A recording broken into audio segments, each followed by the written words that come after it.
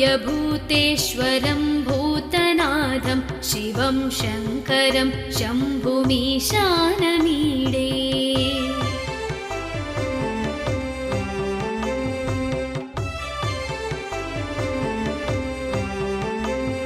गळेरुण्डमालं तनौ सर्पजालं महाकालकालं गणेशाधिपालम्।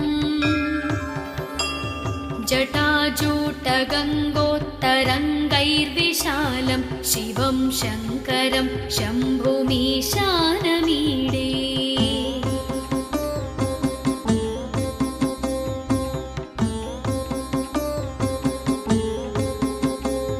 मुदामाकरं मण्डनं मण्डयन्तं महामण्डलं भस्मभूषाधरन्तम्। अनादिं ह्यपारं महामोहमारं शिवं शङ्करं शम्भुमीशानमीडे।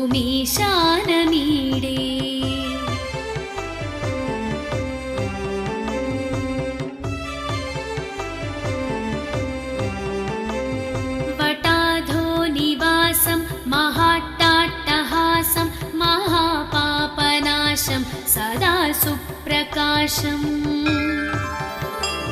गिरीशं गणेशं सुरेशं महेशं शिवं शङ्करं शम्भुमीशानमीडे।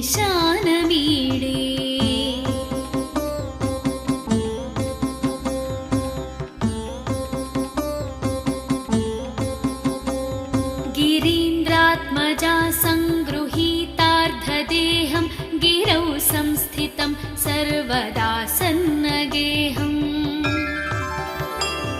परब्रह्म ब्रह्मादिभिर्वन्द्यमानं शिवं शङ्करं शम्भुमीशानमीडे।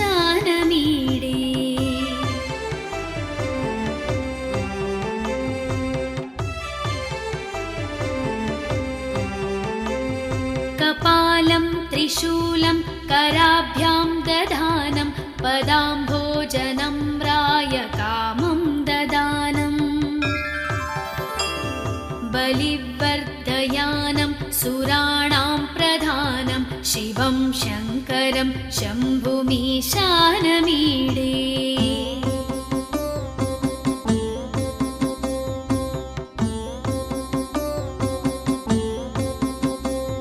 शरश्चन्द्रगात्रं गणानन्दपात्रं त्रिनेत्रं पवित्रं धनेशस्य मित्रम्।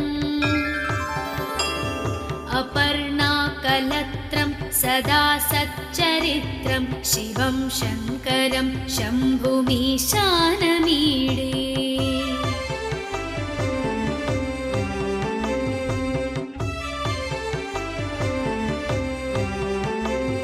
हरं सर्पहारं चिताभूविहारं भवं वेदसारं सदा निर्विकारम्।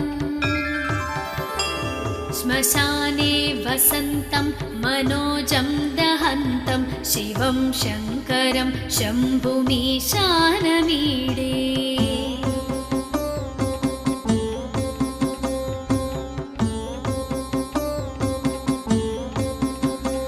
स्तवं यः प्रभाते नरः शूलपाणे पठेत् सर्वदा भर्गभावानुरक्तः। सपुत्रं धनं धान्यमित्रं कळत्रं विचित्रैः समाराध्य मोक्षं प्रयाति।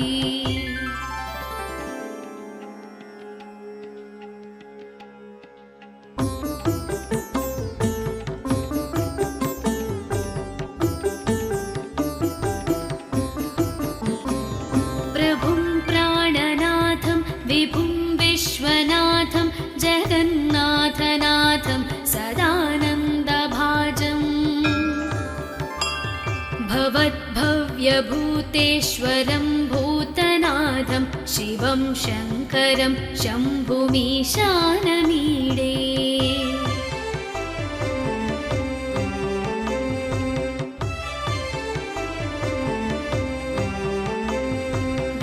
गळेरुण्डमालं तनौ सर्पजालं महाकालकालं गणेशाधिपालम् जटाजूटगङ्गोत्तरङ्गैर्विशालं शिवं शङ्करं शम्भुमीशानमीडे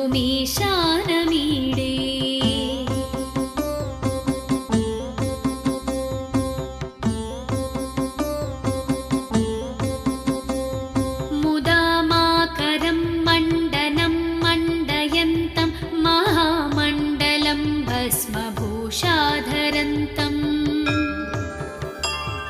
अनादिं ह्यपारं महामोहमारं शिवं शङ्करं शम्भुमीशानमीडे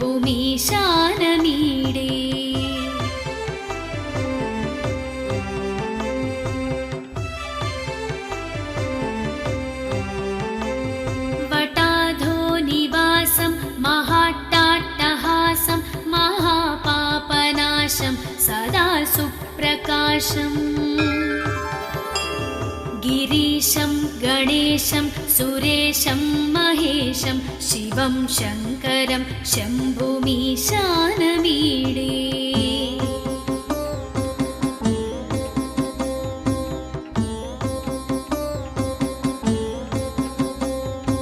गिरीन्द्रात्मजा सङ्गृहीतार्धदेहं गिरौ संस्थितं सर्वदा सन्नगेहम् परब्रह्म ब्रह्मादिभिर्वन्द्यमानं शिवं शङ्करं शम्भुमीशानमीडे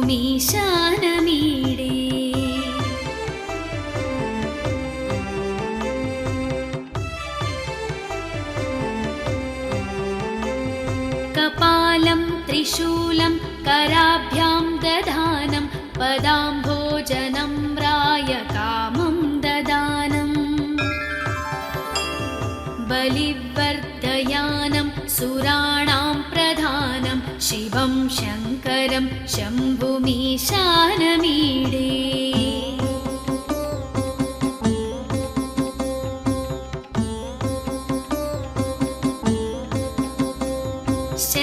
शरश्चन्द्रगात्रं गणानन्दपात्रं त्रिनेत्रं पवित्रं धनेशस्य मित्रम् अपर्णाकलत्रं सदा सच्चरित्रं शिवं शङ्करं शम्भुमीशानमीडे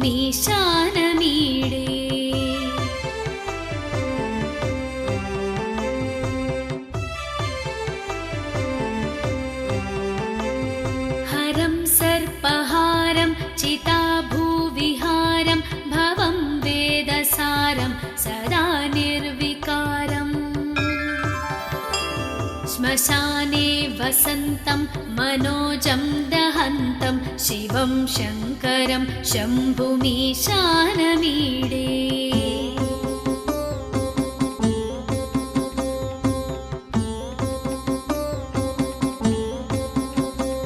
स्तवं यः प्रभाते नरः शूलपाणे पठेत् सर्वदा भर्गभावानुरक्तः सपुत्रं धनं धान्यमित्रं कळत्रं विचित्रैः समाराध्य मोक्षं प्रयाति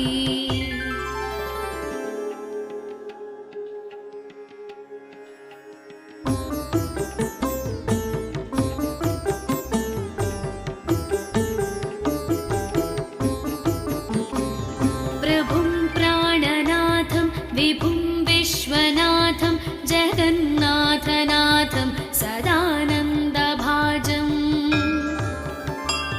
भवद्भव्यभूतेश्वरं भूतनाथं शिवं शङ्करं शम्भुमीशानमीडे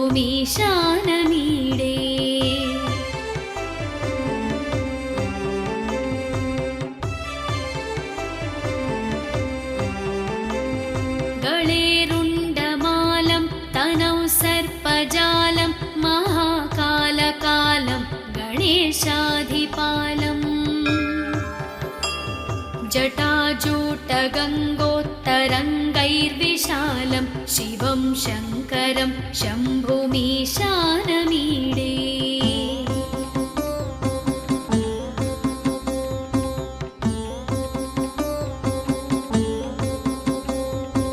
मुदामाकरं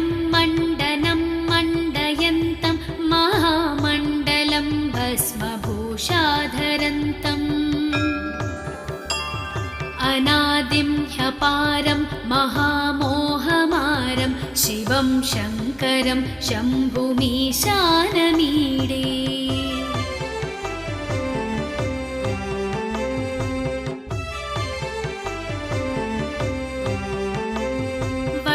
वटाधोनिवासं महाट्टाट्टहासं महापापनाशं सदा सुप्रकाशम्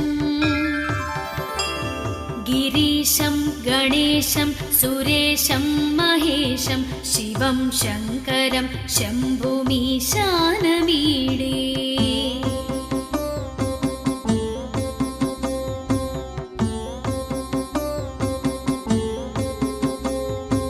गिरीन्द्रात्मजा सङ्गृहीतार्धदेहं गिरौ संस्थितं सर्वदा सन्नगेहम् परब्रह्म ब्रह्मादिभिर्वन्द्यमानं शिवं शङ्करं शम्भुमीशानमीडे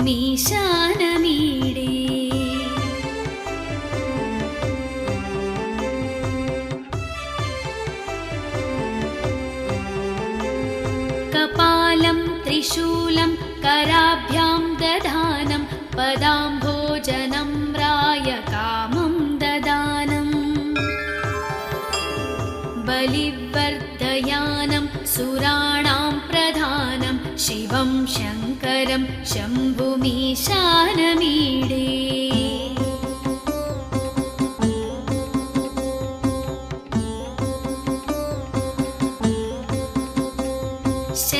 शरश्चन्द्रगात्रं गणानन्दपात्रं त्रिनेत्रं पवित्रं धनेशस्य मित्रम् अपर्णाकलत्रं सदा सच्चरित्रं शिवं शङ्करं शम्भुमीशानमीडे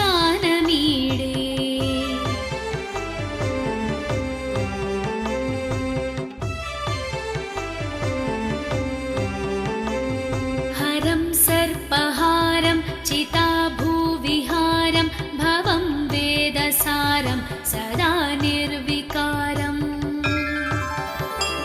श्मशाने वसन्तं मनोजं दहन्तं शिवं शङ्करं शम्भुमीशानमीडे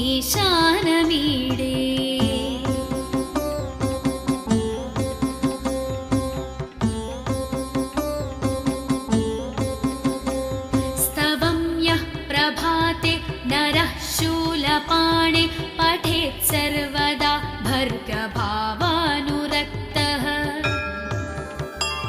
सपुत्रं धनं धान्यमित्रं कळत्रं विचित्रैः समाराध्य मोक्षं प्रयाति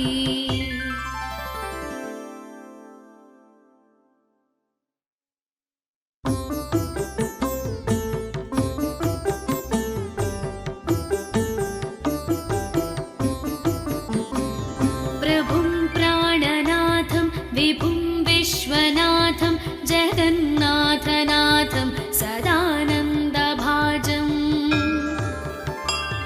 भवद्भव्यभूतेश्वरं भूतनाथं शिवं शङ्करं शम्भुमीशानमीडे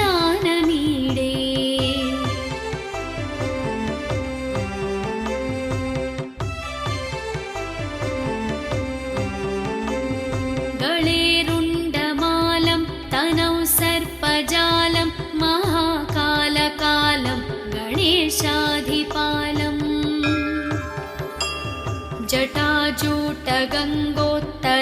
जटाजूटगङ्गोत्तरङ्गैर्विशालं शिवं शङ्करं शम्भुमीशानमीडे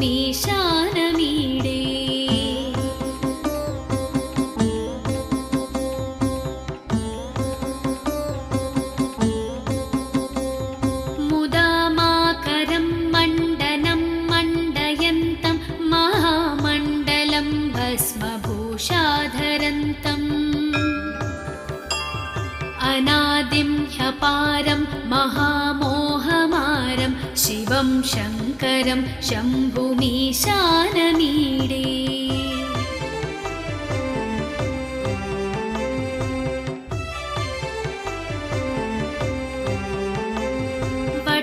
वटाधोनिवासं महाट्टाट्टहासं महापापनाशं सदा सुप्रकाशम् सुरेशं महेशं शिवं शङ्करं शम्भुमीशानमीडे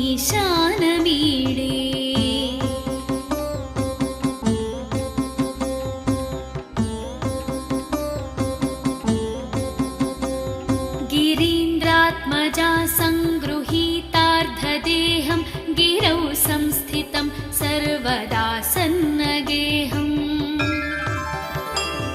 परब्रह्म ब्रह्मादिभिर्वन्द्यमानं शिवं शङ्करं शम्भुमीशानमीडे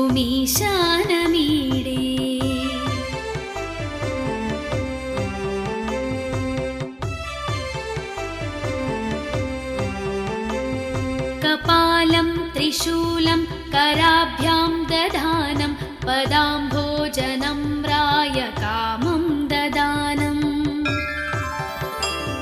बलिवर्धयानं सुराणां प्रधानं शिवं शङ्करं शम्भुमीशानमीडे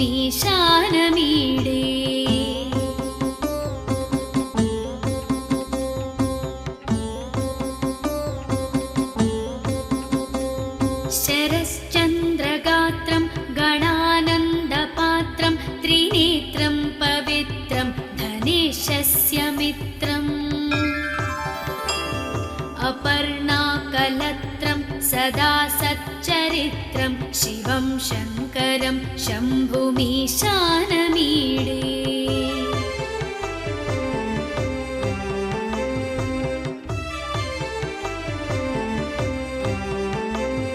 हरं सर्पहारं चिताभूविहारं भवं वेदसारं सदा निर्विकारम् श्मशाने वसन्तं मनोजं दहन्तं शिवं शङ्करं शम्भुमीशानमीडे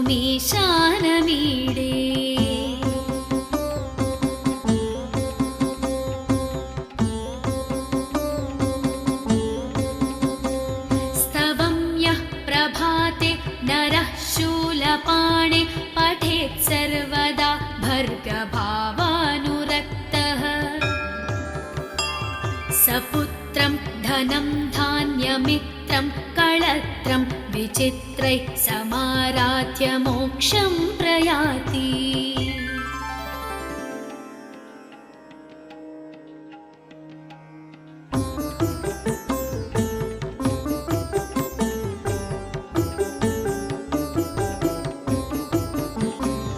प्रभुं प्राणनाथं विभुं विश्वनाथं जगन्नाथनाथं सदानन्दभाजम् भवद्भव्यभूतेश्वरं भूतनाथं शिवं शङ्करं शम्भुमीशानमीडे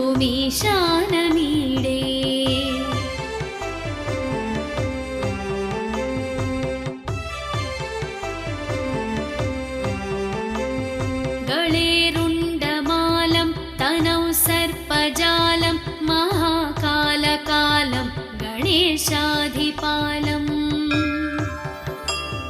जटाजूटगङ्गोत्तरङ्गैर्विशालं शिवं शङ्करं शम्भुमीशानमीडे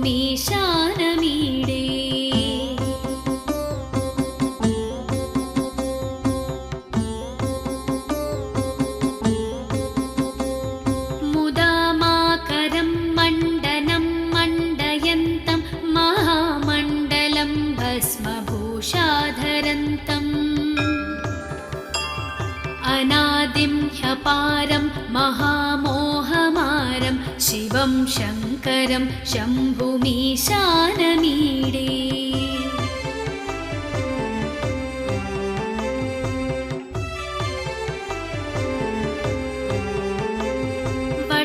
वटाधोनिवासं महाट्टाट्टहासं महापापनाशं सदा सुप्रकाशम् गिरीशं गणेशं सुरेशं महेशं शिवं शङ्करं शम्भुमीशानमीडे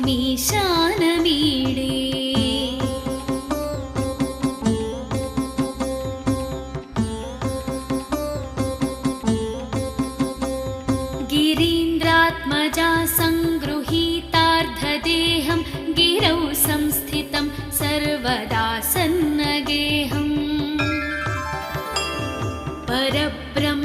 ब्रह्मादिभिर्वन्द्यमानं शिवं शङ्करं शम्भुमीशानमीडे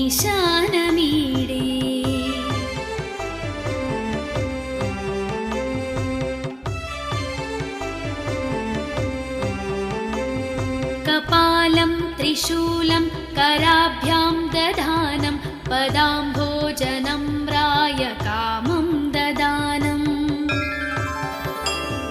बलिवर्धयानं सुराणां प्रधानं शिवं शङ्करं शम्भुमीशानमीडे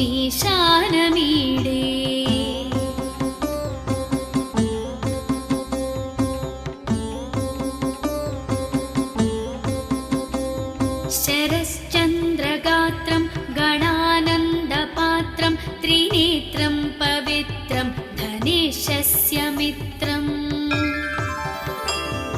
अपर्णाकलत्रं सदा सच्चरित्रं शिवं शङ्करं शम्भुमीशानमीडे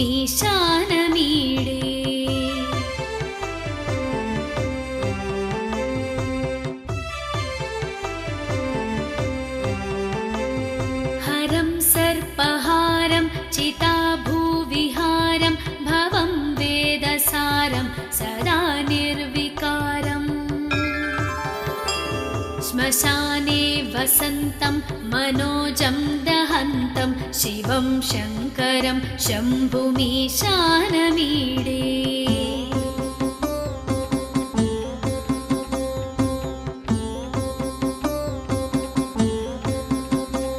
स्तवं यः प्रभाते नरः शूलपाणे पठेत् सर्वदा भर्गभावानुरक्तः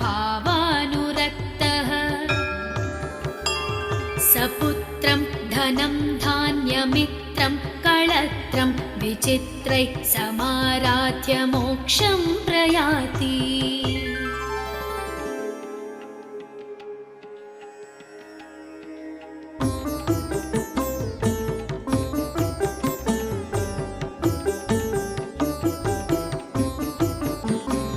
प्रभुं प्राणनाथं विभुं विश्वनाथं जगन्नाथनाथं सदानन्दभाजम् भवद्भव्यभूतेश्वरं भूतनाथं शिवं शङ्करं शम्भुमीशानमीडे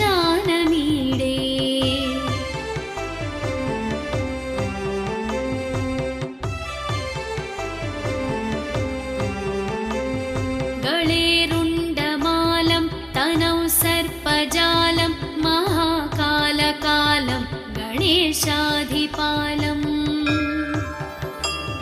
जटाजूटगङ्गोत्तरङ्गैर्विशालं शिवं शङ्करं शम्भुमीशानमीडे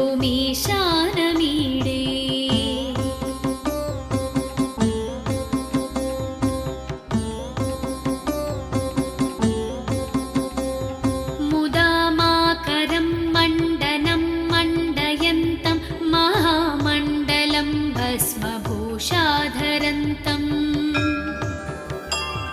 अनादिं ह्यपारं महामोहमारं शिवं शङ्करं शम्भुमीशानमीडे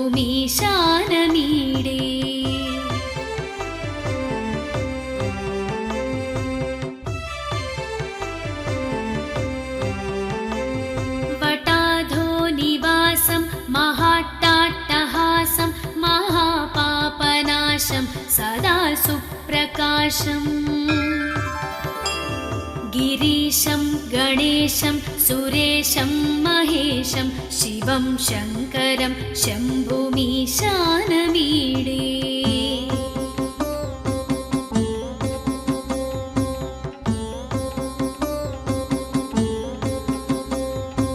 गिरीन्द्रात्मजा सङ्गृहीतार्धदेहं गिरौ संस्थितं सर्वदा सन्नगेहम् परब्रह्म ब्रह्मादिभिर्वन्द्यमानं शिवं शङ्करं शम्भुमीशानमीडे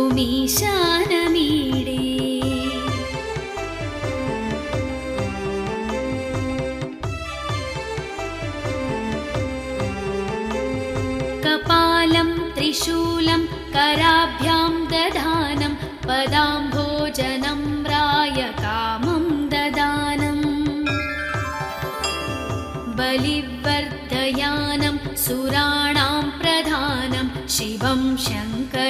शम्भुमीशानमीडे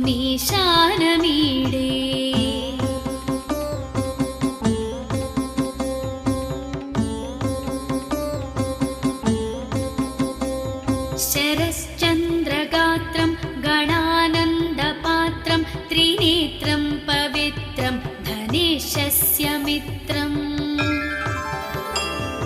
अपर्णाकलत्रं सदा सच्चरित्रं शिवं शङ्करं शम्भुमीशानमीडे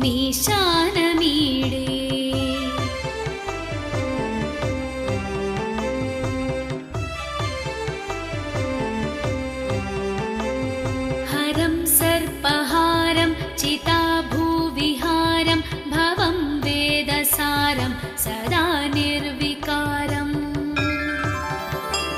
श्मशाने वसन्तं मनोजं दहन्तं शिवं शङ्करं शम्भुमीशानमीडे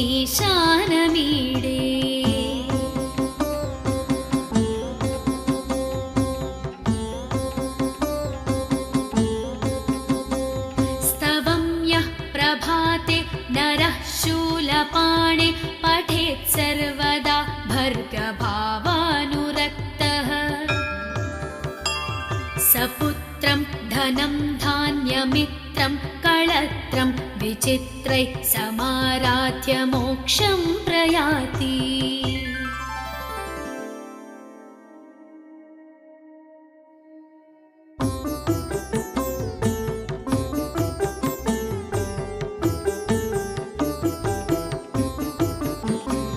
प्रभुं प्राणनाथं विभुं विश्वनाथं जगन्नाथनाथं सदानन्दभाजम्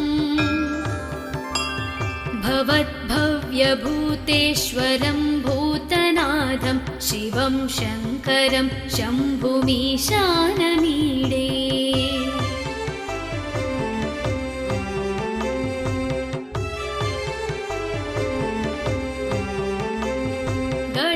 गळेरुण्डमालं तनौ सर्पजालं महाकालकालं गणेशाधिपालम्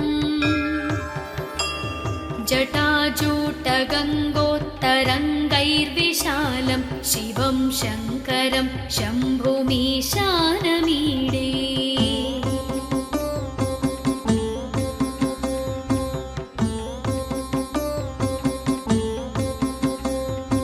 मुदामाकरं मण्डनं मण्डयन्तं महामण्डलं भस्मभूषाधरन्तम्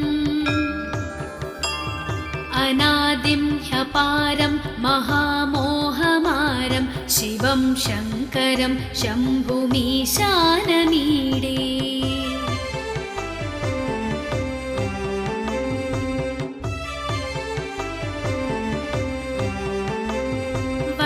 वटाधोनिवासं महाट्टाट्टहासं महापापनाशं सदा सुप्रकाशम्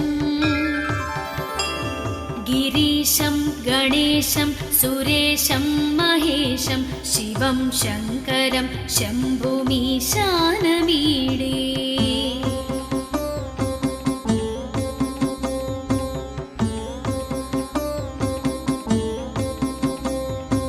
गिरीन्द्रात्मजा सङ्गृहीतार्धदेहं गिरौ संस्थितं सर्वदा सन्नगेहम् परब्रह्म ब्रह्मादिभिर्वन्द्यमानं शिवं शङ्करं शम्भुमीशानमीडे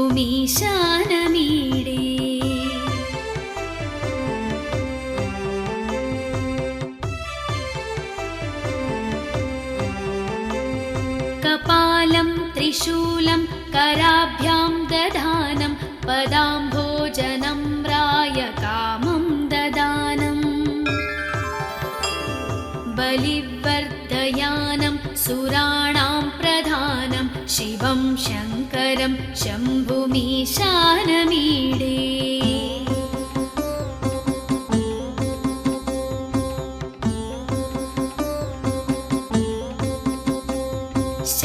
शरश्चन्द्रगात्रं गणानन्दपात्रं त्रिनेत्रं पवित्रं धनेशस्य मित्रम् अपर्णा सदा सच्चरित्रं शिवं शङ्करं शम्भुमीशानमीडे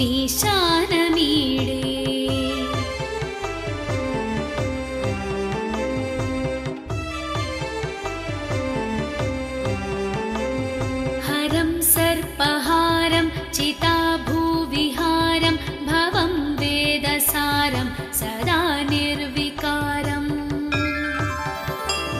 श्मशाने वसन्तं मनोजं दहन्तं शिवं शङ्करं शम्भुमीशानमीडे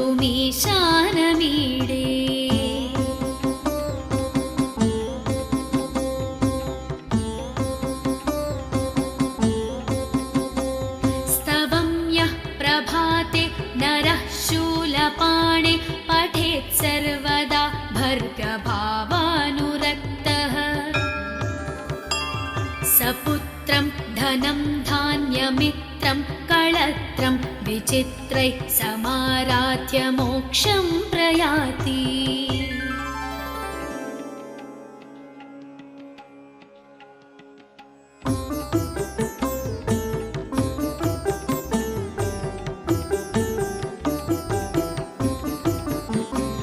प्रभुं प्राणनाथं विभुं विश्वनाथं जगन्नाथनाथं सदानन्दभाजम्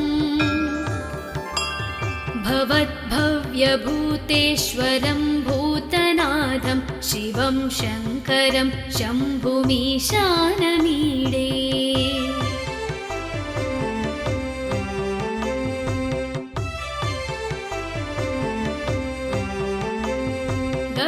गळेरुण्डमालं तनौ सर्पजालं महाकालकालं गणेशाधिपालम्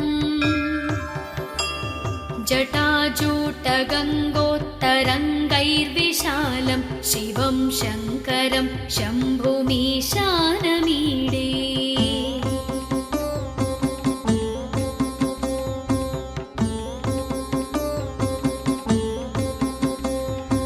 मुदामाकरं मण्डनं मण्डयन्तं महामण्डलं भस्मभूषाधरन्तम्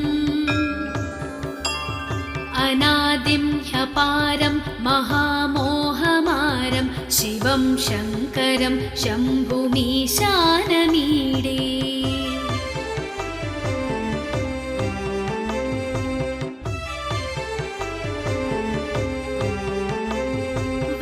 वटाधोनिवासं महाट्टाट्टहासं महापापनाशं सदा सुप्रकाशम् गिरीशं गणेशं सुरेशं महेशं शिवं शङ्करं शम्भुमीशानमीडे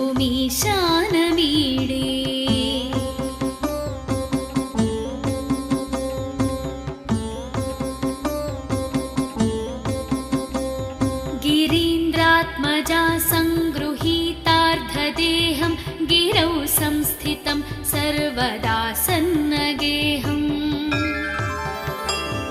परब्रह्म ब्रह्मादिभिर्वन्द्यमानं शिवं शङ्करं शम्भुमीशानमीडे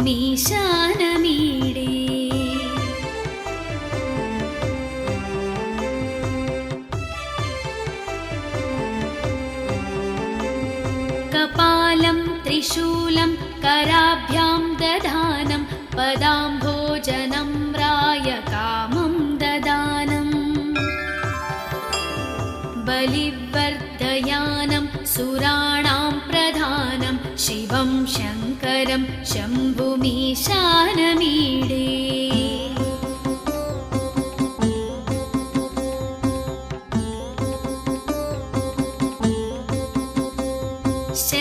शरश्चन्द्रगात्रं गणानन्दपात्रं त्रिनेत्रं पवित्रं धनेशस्य मित्रम् अपर्णाकलत्रं सदा सच्चरित्रं शिवं शङ्करं शम्भुमीशानमीडे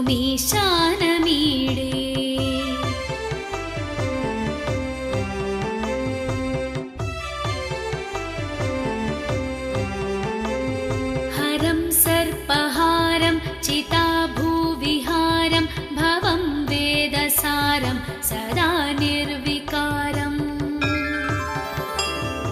श्मशाने वसन्तं मनोजं दहन्तं शिवं शङ्करं शम्भुमीशानमीडे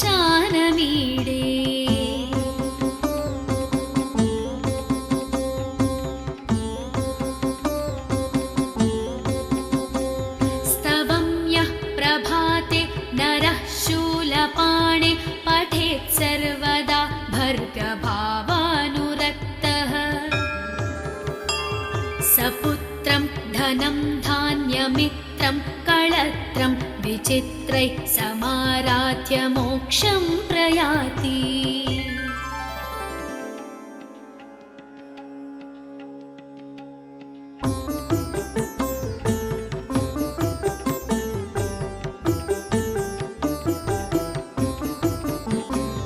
प्रभुं प्राणनाथं विभुं विश्वनाथं जगन्नाथनाथं सदानन्दभाजम् भवद्भव्यभूतेश्वरं भूतनाथं शिवं शङ्करं शम्भुमीशानमीडे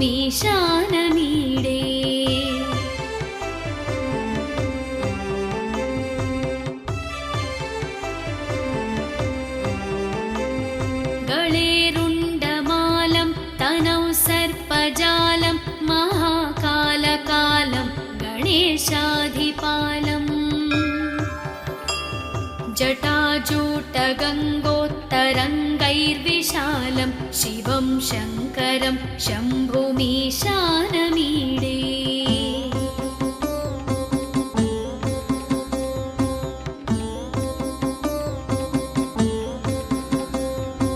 मुदामाकरं मण्डनं मण्डयन्तं महामण्डलं भस्मभूषाधरन्तम् अनादिं ह्यपारं महामोहमारं शिवं शङ्करं शम्भुमीशानमीडे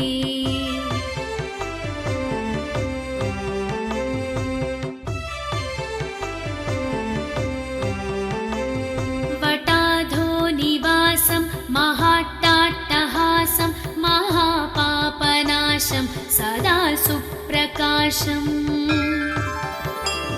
गिरीशं गणेशं सुरेशं महेशं शिवं शङ्करं शम्भुमीशानमीडे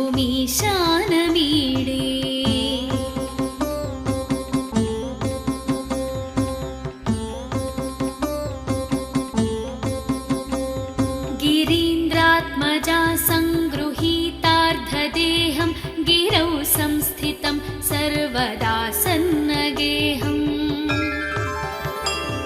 परब्रह्म ब्रह्मादिभिर्वन्द्यमानं शिवं शङ्करं शम्भुमीशानमीडे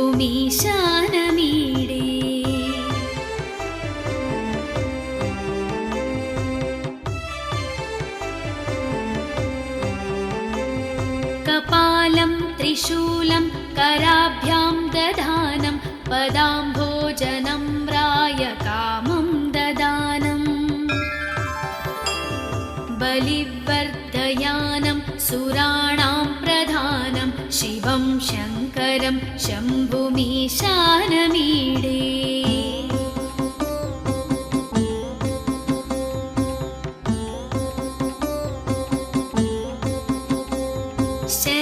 शरश्चन्द्रगात्रं गणानन्दपात्रं त्रिनेत्रं पवित्रं धनेशस्य मित्रम् अपर्णाकलत्रं सदा सच्चरित्रं शिवं शङ्करं शम्भुमीशानमीडे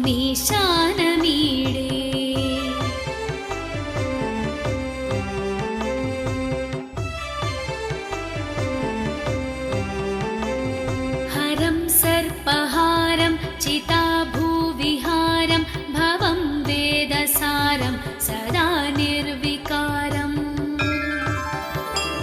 श्मशाने वसन्तं मनोजं दहन्तं शिवं शङ्करं शम्भुमीशानमीडे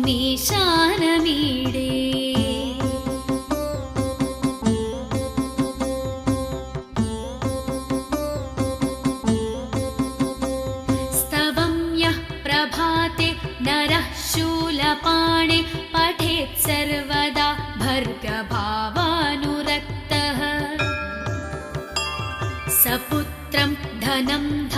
धान्यमित्रं कळत्रं विचित्रैः समाराध्य मोक्षं प्रयाति।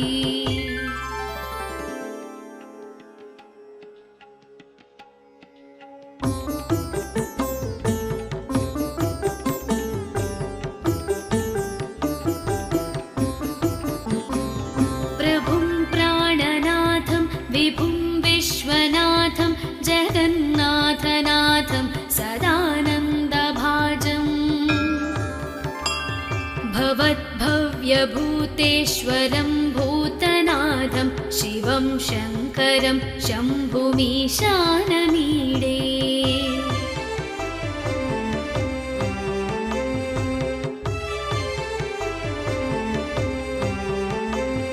गळेरुण्डमालं तनौ सर्पजालं महाकालकालं गणेशाधिपालम् जटाजूटगङ्गोत्तरङ्गैर्विशालं शिवं शङ्करं शम्भुमीशानमीडे।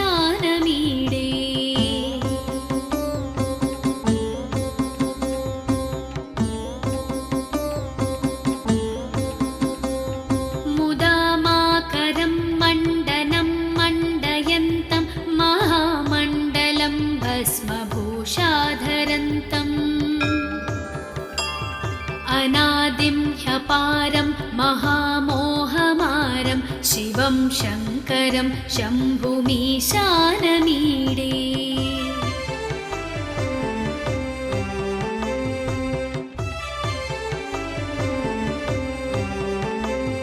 वटाधोनिवासं महाट्टाट्टहासं महापापनाशं सदा सुप्रकाशम्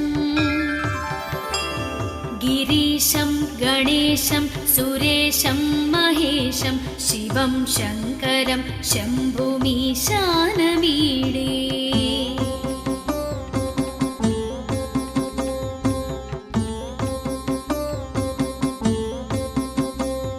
गिरीन्द्रात्मजा सङ्गृहीतार्धदेहं गिरौ संस्थितं सर्वदा सन्नगेहम्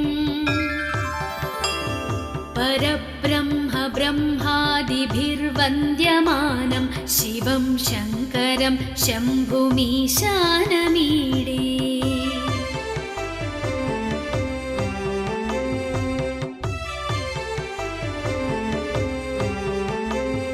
कपालं त्रिशूलं कराभ्यां दधानं पदाम्भोजनं रायकामं ददानम् बलिवर्धयानं सुराणां प्रधानं शिवं शङ्करं शम्भुमीशानमीडे।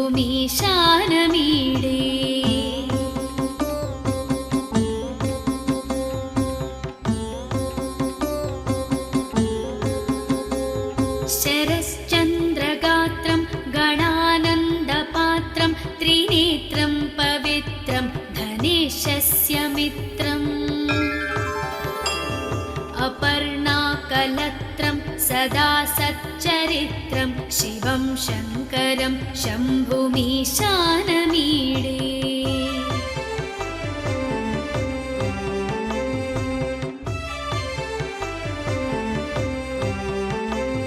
हरं सर्पहारं चिताभूविहारं भवं वेदसारं सदा निर्विकारम्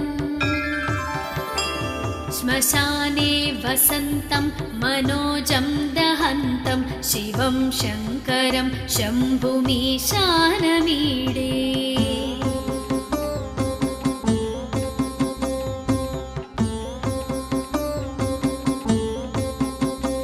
स्तवं यः प्रभाते नरः शूलपाणे पठेत् सर्वदा भर्गभावानुरक्तः सपुत्रं धनं धान्यमित्रं कळत्रं विचित्रैः समाराध्य मोक्षं प्रयाति।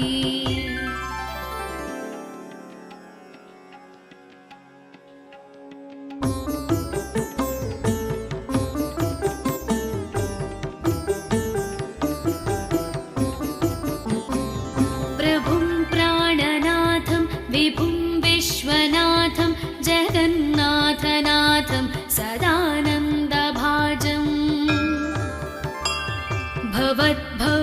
भव्यभूतेश्वरं भूतनाथं शिवं शङ्करं शम्भुमीशानमीडे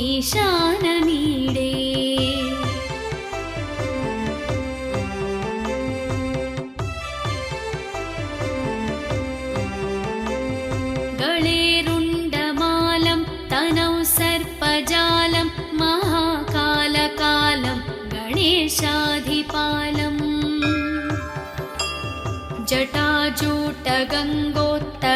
जटाजूटगङ्गोत्तरङ्गैर्विशालं शिवं शङ्करं शम्भुमीशानमीडे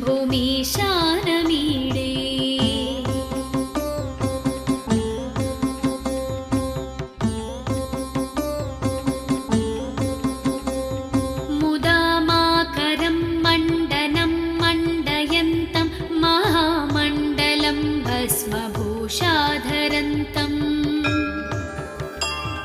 अनादिं ह्यपारं महामोहमारं शिवं शङ्करं शम्भुमीशानमीडे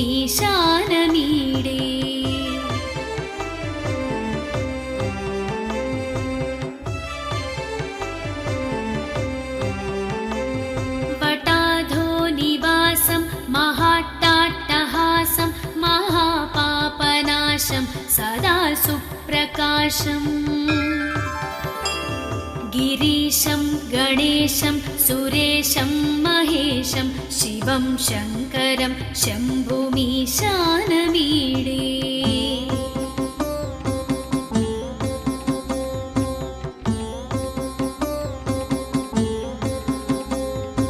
गिरीन्द्रात्मजा सङ्गृहीतार्धदेहं गिरौ संस्थितं सर्वदा सन्नगेहम्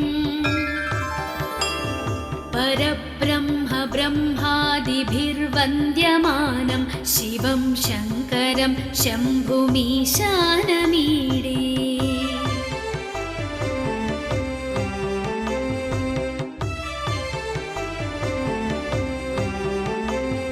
कपालं त्रिशूलं कराभ्यां दधानं पदाम्भोजनं रायकामं ददानम् बलिवर्धयानं सुराणां प्रधानं शिवं शङ्करं शम्भुमीशानमीडे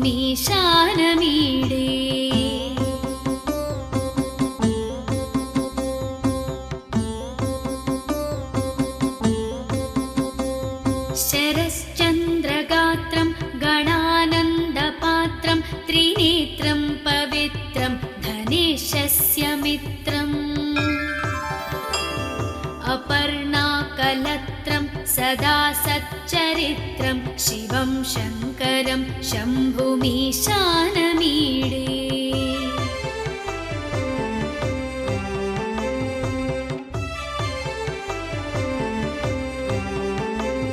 हरं सर्पहारं चिताभूविहारं भवं वेदसारं सदा निर्विकारम् श्मशाने वसन्तं मनोजं दहन्तं शिवं शङ्करं शम्भुमीशानमीडे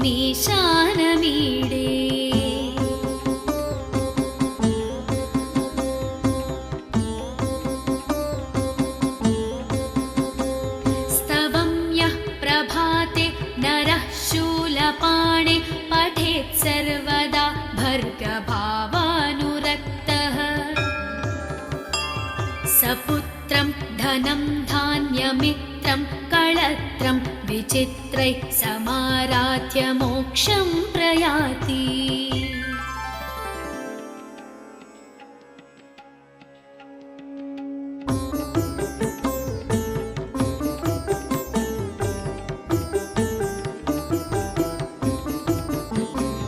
प्रभुं प्राणनाथं विभुं विश्वनाथं जगन्नाथनाथं सदानन्दभाजम्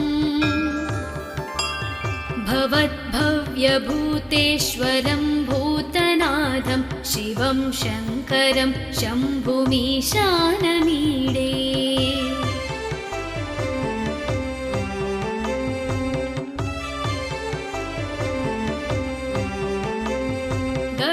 गळेरुण्डमालं तनौ सर्पजालं महाकालकालं गणेशाधिपालम्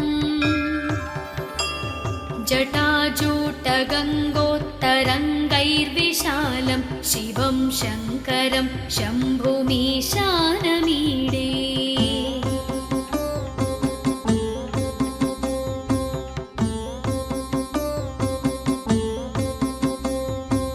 मुदामाकरं मण्डनं मण्डयन्तं महामण्डलं भस्मभूषाधरन्तम्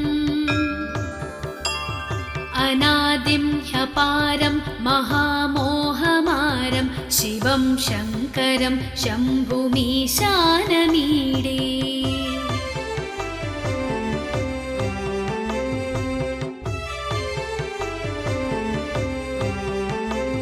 वटाधो निवासं महाट्टाट्टहासं महापापनाशं सदा सुप्रकाशम्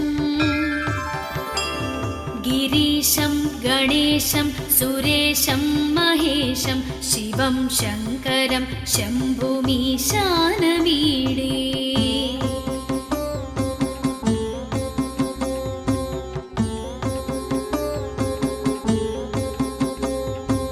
गिरीन्द्रात्मजा सङ्गृहीतार्धदेहं गिरौ संस्थितं सर्वदा सन्नगेहम् परब्रह्म ब्रह्मादिभिर्वन्द्यमानं शिवं शङ्करं शम्भुमीशानमीडे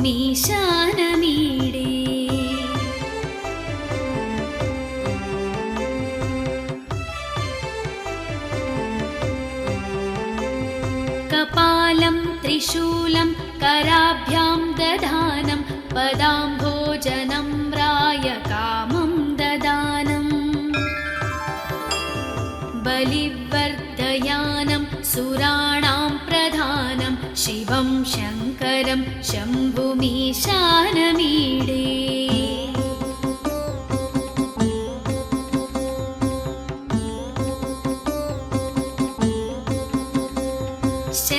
शरश्चन्द्रगात्रं गणानन्दपात्रं त्रिनेत्रं पवित्रं धनेशस्य मित्रम्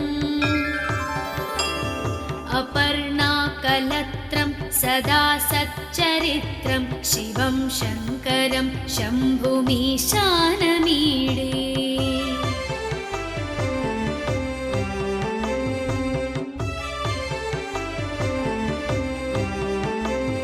हरं सर्पहारं चिताभूविहारं भवं वेदसारं सदा निर्विकारम् श्मशाने वसन्तं मनोजं दहन्तं शिवं शङ्करं शम्भुमीशानमीडे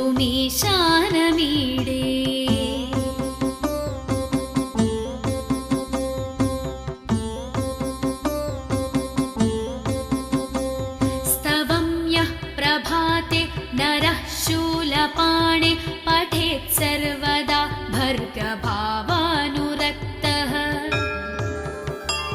सपुत्रं धनं धान्यमित्रं कळत्रं विचित्रैः समाराध्य मोक्षं प्रयाति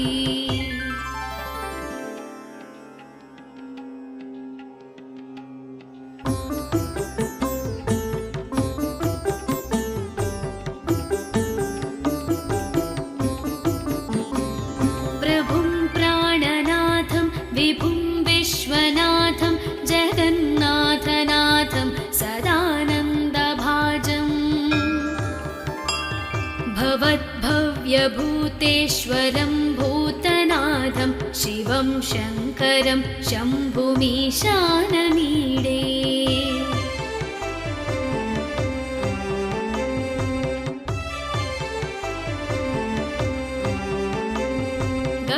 गळेरुण्डमालं तनौ सर्पजालं महाकालकालं गणेशाधिपालम् जटाजूटगङ्गोत्तरङ्गैर्विशालं शिवं शङ्करं शम्भुमीशानमीडे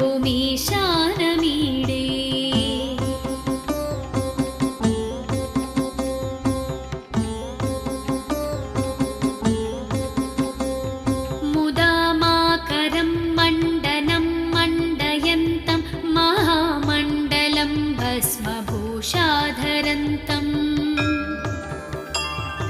अनादिं ह्यपारं महामोहमारं शिवं शङ्करं शम्भुमीशानमीडे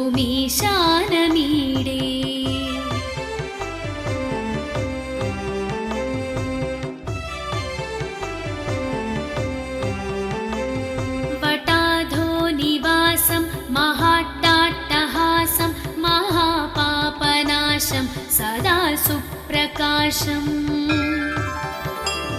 गिरीशं गणेशं सुरेशं महेशं शिवं शङ्करं शम्भुमीशानमीडे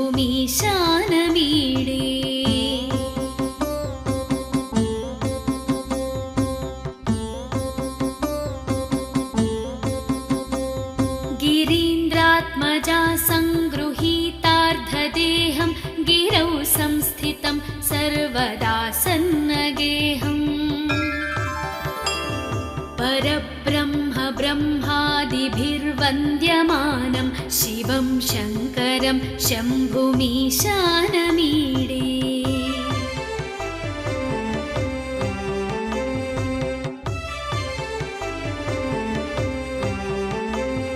कपालं त्रिशूलं कराभ्यां दधानं पदाम्भोजनं रायकामं ददानम् बलिवर्धयानं सुराणां प्रधानं शिवं शङ्करं शम्भुमीशानमीडे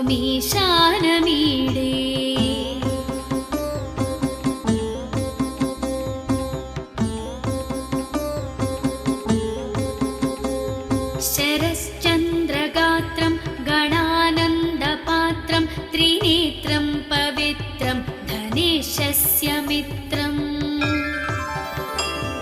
अपर्णाकलत्रं सदा सच्चरित्रं शिवं शङ्करं शम्भुमीशानमीडे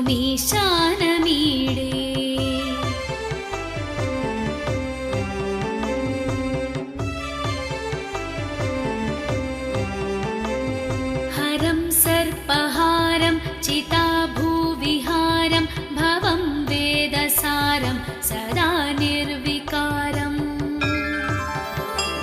श्मशाने वसन्तं मनोजं दहन्तं शिवं शङ्करं शम्भुमीशानमीडे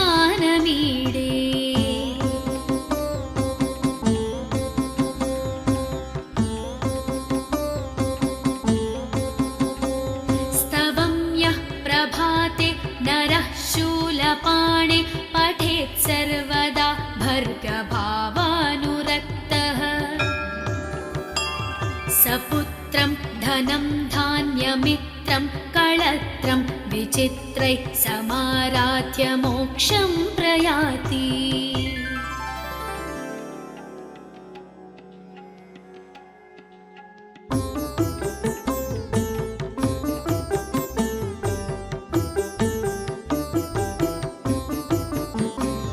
प्रभुं प्राणनाथं विभुं विश्वनाथं जगन्नाथनाथं सदानन्दभाजम् भवद्भव्यभूतेश्वरं भूतनाथं शिवं शङ्करं शम्भुमीशानमीडे